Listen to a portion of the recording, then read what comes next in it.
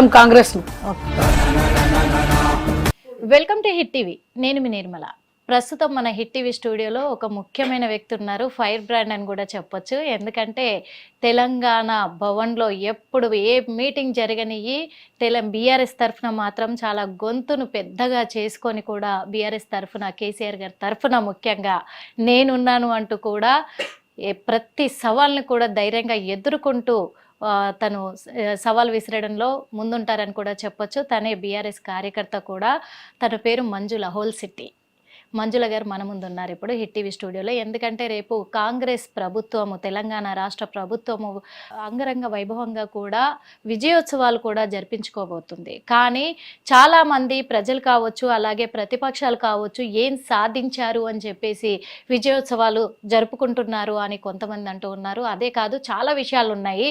సచివాలయానికి మార్పులు చేర్పులు అంటూ గేట్ల మార్పిడి కావచ్చు, అలాగే తెలంగాణ తల్లి మరి అవతారాన్ని కూడా మార్పులు చేర్పులు చేసి అమ్మవారిని ఈరోజు చూపిస్తున్న సందర్భం కూడా తొందరలో అమ్మవారి విగ్రహ ప్రతిష్టకు కూడా ముహూర్తం ఫిక్స్ అయినట్టుగా తెలుస్తుంది. మరి అవన్నిటిపైన మరి మంజుల గారు మనతో ఏం చెప్పబోతున్నారు అనేది కూడా అడిగి తెలుసుకునే ప్రయత్నం చేద్దాం. నమస్తే అండి. నమస్తే అమ్మా. మేడం ఎలా ఉన్నారు? బాగున్నారు. తెలంగాణ భవన్ లో ఫైర్ బ్రాండ్ భవన్ మొత్తం రీసౌండ్ అంతే కదమ్మా. ఎందుకంటే బీఆర్ఎస్ తరఫున ఆ ఉద్యమాలలో మీరు పాల్గొని అన్నీ చేసి కేసీఆర్ గారితో, కవితక్కతో, హరీష్ రావు గారితో, కేటీఆర్ అన్నతో కూడా మీరు కలిసి నడవడం కూడా జరిగింది. హోల్ సిటీలో మంజుల గారు అంటే ఒక పేరుంది కూడా. తప్పకుండా ఉంది. మరి కొన్ని విషయాలు ఇప్పుడు జరుగుతున్న విషయాలలో మీ నుంచి మేము తెలుసుకోవాలనుకుంటున్నాము.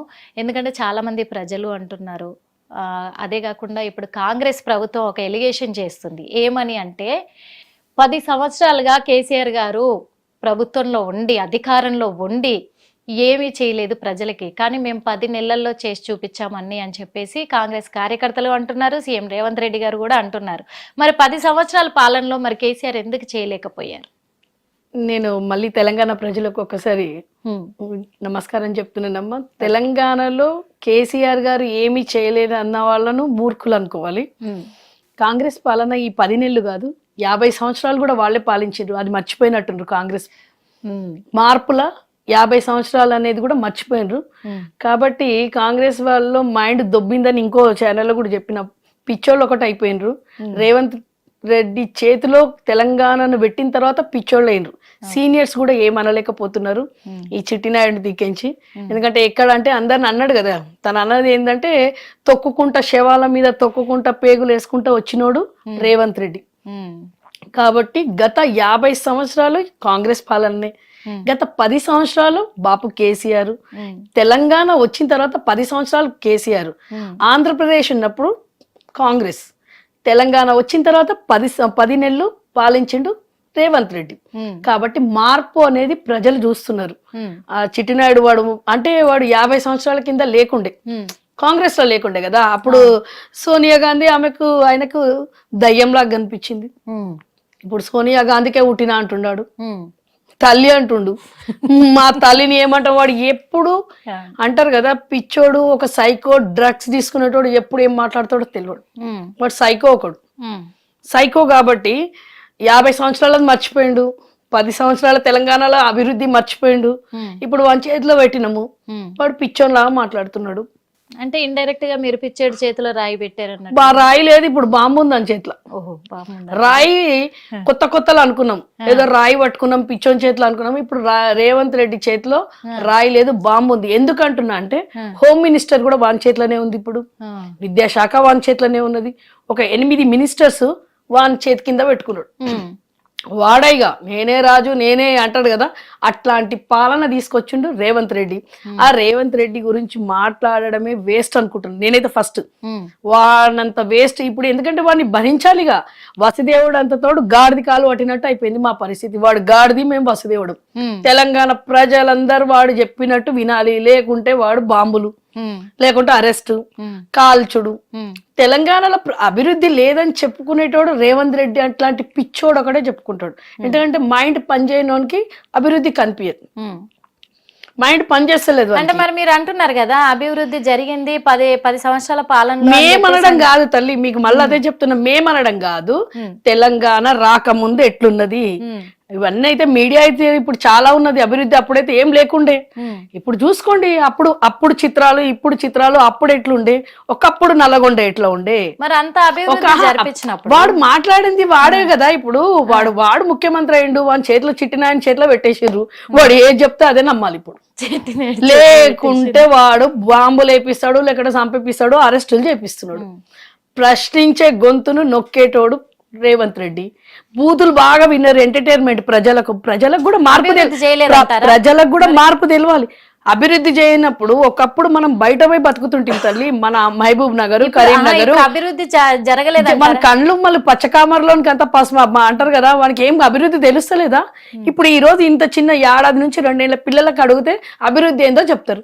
ఒకప్పుడు నేను 10 సంవత్సరాల కింద అంబేద్కర్ విగ్రహం ఉండేనా, 10 సంవత్సరాల కింద మనకు సెక్రటరేట్ ఉండేనా, ఎవడు కట్టించిండా? నా అయ్య కట్టించిండా? ఆడ కట్టించిండా? ఎవడు కట్టించిండు? ఎల్లవై కూర్చుంటుండి. ఇప్పుడు అభివృద్ధి కాదా? ఇప్పుడు ఇవన్నీ ఫ్లేవర్లు అందరూ వాడిని అయ్యేపించిందా? సోనియా గాంధీ ఇప్పించింది. అసలు వాటితో మాట్లాడేంత చెప్తున్నా కదమ్మా, తెలివి ఉన్నోడు వాటితో మాట్లాడలేడు, వాడు పిచ్చోడు. సెక్రటరియట్ కట్టినప్పుడు కొన్ని వ్యాఖ్యలు వినిపించాయి. ఏమని వినిపించాయి అంటే తన స్వార్థం కోసమే అయితే కేసీఆర్ పేరు మీద ఉంది. అది ఎవడు కూర్చుంటుంది ఇప్పుడు? తన స్వార్థమే చేసిండు కదా. తన స్వార్థం కోసం ఉంటే మళ్ళీ కాంగ్రెస్ ఎందుకు గడిపియలేదు? కాంగ్రెస్ ఎందుకు చేయలేదు ఇన్ని అభివృద్ధి పనులు? 50 సంవత్సరాల నుంచి కాంగ్రెస్ ఏం పీకిందంట? ఈ రోజు 10 సంవత్సరాలు మేము అభివృద్ధి చేసిన తర్వాత నువ్వు అంతా క్లీన్ చేసి అంతా చైర్ మీద వచ్చి కూర్చొని ఈ రోజు అభివృద్ధి ఏం లేదంటే కళ్ళకేమన్నా గంతలు కట్టుకుంటారా పబ్లిక్? పిచ్చోళ్ళు అనుకుంటుండా? తెలంగాణ నంబర్ 1 తెలివిలో ఉన్నది కాబట్టి ఈ రోజు మళ్ళీ ఇట్లాంటి పిచ్చోని చేతికి 1.2% మేము పోయినాం. వీని పిచ్చి మాటలు, వీని బూత్ మాటలు విని ఎంటర్టైన్మెంట్ అయ్యే ప్రజలు మోసపోయినారు. అది కూడా యూత్. ఆ యూత్ కూడా తెలుస్తుంది ఇట్లాంటి పిచ్చోనికి ఎందుకు ఇచ్చినామని. చెప్పు తీసుకొని వాళ్ళ చెప్పు వాళ్ళు కొట్టుకుంటున్నారు. అర్థమైందమ్మా? ఇంటింటికి పోయి కాలు మొక్కిండు రేవంత్ రెడ్డి. ఏం ప్రజలలో పోయి ఏం ప్రగతి పదాం చేస్తాము, అవి చేస్తాం ఇవి చేస్తామని చెప్పలే. సోనియమ్మ ఇచ్చింది కాబట్టి ఈ రోజు సోనియమ్మ ఎట్లయిపోయింది వీనికి? ఒకప్పుడు భూతంలాగా కనిపించింది, సోనియమ్మ ఎట్లయింది? మళ్ళీ రేపు పొద్దున మళ్ళీ భూతం అయిపోతుంది. నోటు కేసు తీసిందంటే భూతం అయిపోతుంది, వేరే దాంట్లోకి పోతాడు, కథం అయిపోతుంది. వాడి నోటికి ఎవడు నమ్ముతాడమ్మా? అట్లాంటి మూర్ఖుడు. నేను చెప్తున్నా కదా, ఒక మూర్ఖుడు.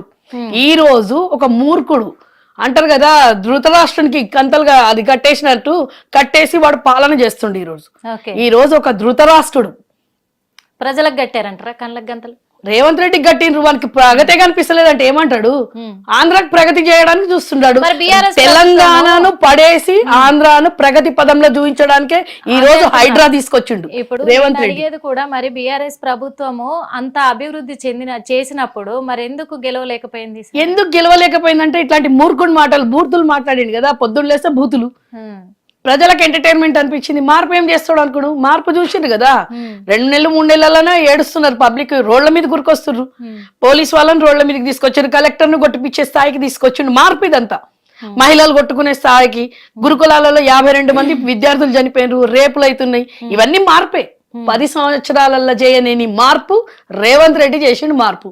ఈ మార్పును ప్రజలు ఎంతవరకు తీర్పునిస్తాడో రేవంత్ రెడ్డి చూసుకోవాలి. ఇప్పుడు వాందివాడ చెప్పుకుంటాడు డబ్బా, ఉల్టా చెప్పిండంటే లోపటేపిస్తాడు. ఛానల్ వాళ్ళు భయపడుతున్నారు, ప్రతి ఒక్కరు భయపడుతున్నారు గుంపు మేస్త్రికి. ఆ గుంపు మేస్త్రికి మేము భయపడము, మేము ఉద్యమాలలో తిరిగిన వాళ్ళము. కేసీఆర్ ని లొంగ తీసుకోవాలని చెప్పేసి ఎంతో మంది ఎన్నో శక్తులు చూసిరు.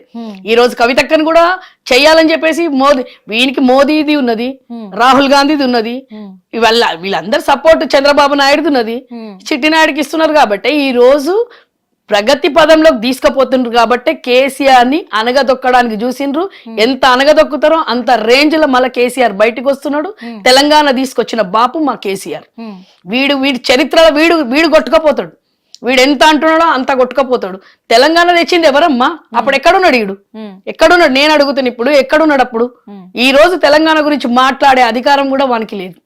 తెలంగాణ ప్రజలే అసలు తెలంగాణ ప్రజలు కూడా చిన్న చూపు, అసలు వాళ్ళకు ఎట్లా వేసుకున్నాము ఎట్లా తెచ్చుకున్నాం అనేది స్థాయికి తీసుకొని వచ్చింది. ఈరోజు ఇప్పుడు 2 రోజుల క్రితము హరీష్ రావు గారిని అలాగే పాడి కౌశిక్ రెడ్డిని కూడా అరెస్ట్ చేయడం జరిగింది. ఇద్దరిని వేర్వేరు చోట్ల కూడా స్టేషన్లలో ఉంచడం కూడా జరిగింది, అరెస్ట్ చేసి. అదే విధంగా ఈ అరెస్ట్ వెనకాల కూడా బీఆర్ఎస్ కుట్ర పన్నింది, కాంగ్రెస్ ప్రభుత్వానికి తప్పు పట్టడానికి ప్రజల దృష్టిలో అని చెప్పేసి కొన్ని వ్యాఖ్యలు వస్తాయి. దానికి మీరు ఏమంటారు? వ్యాఖ్యలు నేను చెప్తున్నా కదమ్మా, ఈడొచ్చి నేను కూర్చున్నందుకు కూడా నా మీద కూడా సృష్టించవచ్చు. ఎందుకు పోయిండ్రు, ఎందుకు అరెస్ట్ చేస్తున్నారని హరీష్ అన్న పోతేనే హరీష్ అన్నని చేసిండ్రు. హరీష్ అన్నని ఎందుకు చేస్తున్నారు అని చెప్పేసి మేము గచ్చిబౌలికి పోతే మమ్మల్ని అరెస్ట్ చేసిండ్రు. నిన్నెందుకు చేసిండు హౌస్ అరెస్ట్ మమ్మల్ని? నన్ను ఓల్డ్ సిటీలో ఉంటా, నేను ఓల్డ్ సిటీలో నా ఇంటికి వచ్చి హౌస్ అరెస్ట్ చేసిండ్రు. ఎందుకు చేసిండ్రు అంటే వీనికి దమ్ము లేదు. మేము అంబేద్కర్ విగ్రహానికి ఇప్పటి వరకు 1 year లో ఒక పువ్వుల దండ వేయలేదు, జై భీమ్ అనలేదు. వీడు ఎక్కడికి నుంచి వచ్చిండమ్మా? వీడు RSS మనిషి. ఈ రోజు నువ్వు ఎవరు ఆనవాళ్ళు చేస్తూ పక్కకు పెట్టు. ఏ ప్రభుత్వం ఉన్నా గానీ ఆ ప్రభుత్వాన్ని రెస్పెక్ట్ ఇవ్వాల్సింది. గత ప్రభుత్వం, ఈ ప్రభుత్వం పోయిన తర్వాత నువ్వు పెడతావు. అవన్నీ మేము తీయాలంటే ఎట్లా తీస్తాము చెప్పమ్మా? ఇప్పుడు తెలంగాణ రాకముందు అన్ని మన ట్యాంక్ బండ్ మీద ఉండే విగ్రహాలు, అవన్నీ తీయాలంటే కేసీఆర్ తీయకపోతుండేనా? వీనట్లాంటి మూర్ఖుడు కాబట్టే ఈ రోజు తెలంగాణ తల్లిని పెడదామనుకున్నాము. తెలంగాణ తల్లి కాకుండా ఒక దయ్యాన్ని పెట్టినట్టు పెడుతున్నాడు వాడు. దయ్యాన్ని పెట్టినట్టు పెడుతున్నాడు అంతే. మళ్ళీ మరి 8వ తారీఖున 8 కాదు 9 8వ తారీఖున విజయోత్సవాలు చాలా అంగరంగ వైభవంగా జరిపించుకుంటారు. దేనికోసం చేసుకుంటుండు? వాడు పిచ్చి పాలన మంచిగుందని వాడే చేసుకుంటుండు. ఏం అభివృద్ధి జరగలేదనా? జరగలేదంటారా? ఏం చేసి ఈ 10 నెలల్లో చేసి ఏం అభివృద్ధి చేసిండో తెలుసా? రేవంత్ రెడ్డికి నేను కూడా హ్యాట్స్ ఆఫ్ చెప్తా. ఎందుకంటే హైడ్రా తెచ్చిండు, 52 మంది పిల్లలను చంపేసిండు, ఒక అవార్డు ఇవ్వాల్సింది. చరిత్రలో నిలిచిపోయేది రేవంత్ రెడ్డి. ఈ రోజు ఒక మూర్ఖుడు, ఒక ధృతరాష్ట్ర పాలన, ఒక కంసుడు, ఎంత మంది అయితే ద్రోహులు ఉన్నారో మహాభారతంలో గాని రావణాసుడు గాని అవన్నిటికీ యాక్ట్రిక్ వీనికే ఇవ్వాలి అవార్డు. వీనికే ఇవ్వాలి. ఎందుకంటే మేము ఒప్పుకుంటాం రేవంత్ రెడ్డి నంబర్ 1 year లో చేసిండు. హ్యాట్రా నేనే ఇస్తామనికి అవార్డు ఒకటి. ఇవన్నిటిది ఎంత మంది అయితే నాశనానికి కారణమో ఆ నాశనానికి కారణం రేవంత్ రెడ్డి. అంటే ఇప్పుడు రేవంత్ రెడ్డి కూడా కొన్ని ఎలిగేషన్స్ చేయడం కూడా జరిగింది. ఏం చేసిండంటే బీఆర్ఎస్ ప్రభుత్వం అధికారంలో ఉన్నప్పుడు కేసీఆర్ అయితే మొత్తం కూడా సర్వనాశనం చేసిండు తెలంగాణను, అందుకే ఆయన కుక్క చావు చేస్తాడని కూడా కొన్ని వ్యాఖ్యలు చేయడం కూడా జరిగింది. అంతేకాకుండా చాలా వరకు కూడా కుటుంబ పాలన తప్ప రాష్ట్ర పాలన ఏం చెయ్యలేదు అని కూడా ఆయన చెప్పడం జరిగింది. మరి ఇప్పుడు నేను రాష్ట్రం అభివృద్ధి కోసమే ఈ హైడ్రాన్ తెచ్చిన, అందుకే విజయోత్సవాలు కూడా మేము జరుపుకుంటున్నాము, అన్ని పథకాలు కూడా నెరవేర్చిన అని కూడా అంటున్నారు. ఏం పథకాలు? ఆ పథకాలు అడుగుతున్నాం కాబట్టి అరెస్టులు అవుతున్నాయి. ఆ పథకాలు అడుగుతున్నాం కాబట్టి అందరినీ లోపటేస్తున్నాడు. ఆ పథకాలు అడుగుతున్నాం కాబట్టి అందరి ఇళ్లలో పంటి మీడికి తీసుకుపోతారు ప్రజలను. ఆటో వాళ్ళకి ఏం న్యాయం చేసిండు తల్లి? బస్సులు తెచ్చిండు. హైడ్రా ఎందుకు అంటే ఇల్లు గులగొట్టడంలో అభివృద్ధి. ఒక ఇల్లు కట్టి ఒక పెళ్లి చేసి చూడమని చెప్పిండ్రు. ఇప్పటి వరకు ఒక ఇల్లు కట్టిండా? ఇదే వాళ్ళ ఇల్లు గులగొట్టి కేసీఆర్ కట్టిన డబల్ బెడ్రూమ్లు ఇస్తావా? పిచ్చోడా నువ్వు?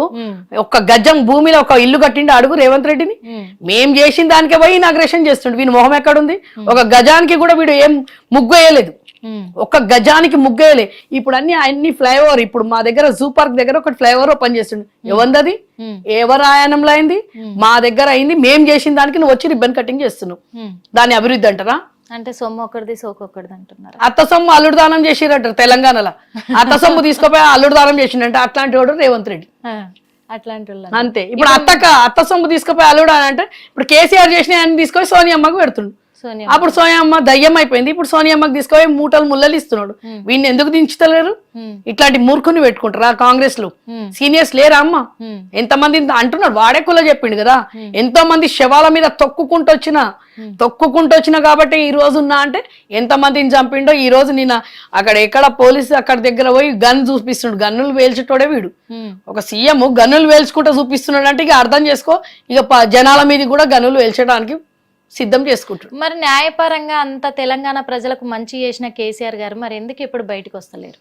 బయటికి రావాల్సిన పని ఏముందమ్మా? బయటికి వస్తేనే అయిపోతుందా? వీళ్ళ గుంపు మేసి రోడ్ల మీద తిరుగుమంటావా?